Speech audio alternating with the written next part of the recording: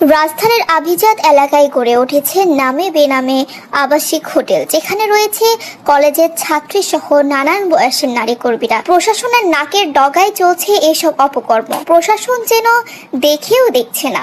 রাস্তাঘাটে ছড়িয়ে ছিটে ফেলেছে শত শত হোটেলের কার্ড। এসব হোটেলের সুন্দরী রমণীরা বডি ম্যাসাজ সহ পাশাপাশি দেন পার্সোনাল সার্ভিস, যার প্রমাণ মিলেছে আমাদের হাতে।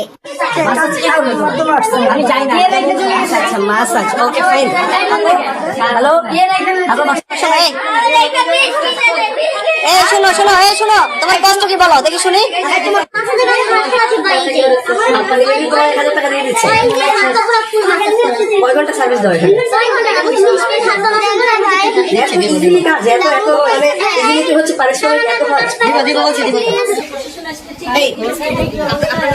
পুতুল পুতুল হ্যাঁ, সোনারগাঁ।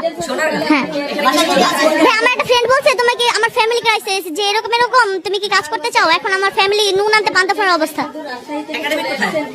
বুঝতে পারিনি ভাই, আমি সোনারগাঁ থেকে পড়াশোনা করছি। না, কলেজে ভর্তি হইনি। জবের জন্য আমাকে বলছে ম্যাসাজ পার্লার, যে মানে শরীর ম্যাসাজ করায়। পরে এখানে আসছি, পরে আমাকে জোর করে দিয়ে বলতেছে যে তুমি কি কাজ করতে চাও?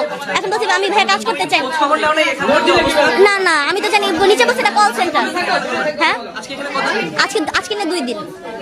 হ্যাঁ হ্যাঁ ভাই, আমাকে জোর করে যখন কাজে দেওয়া হয়েছে, কালকে ফার্স্ট একটা কাজ করছি, আজকে আবার কাজে দেওয়া হয়েছে, আমাকে 1000 টাকা দেওয়া হয়েছে।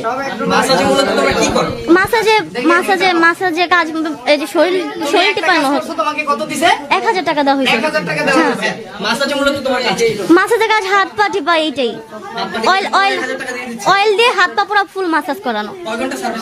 কয় ঘন্টা না, বলছি 30 মিনিট হাত পা মাসাজ করা 1000 টাকা, এটা বলে নিয়ে আসছিল।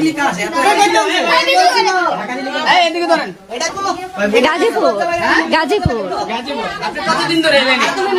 কালকে আসছি।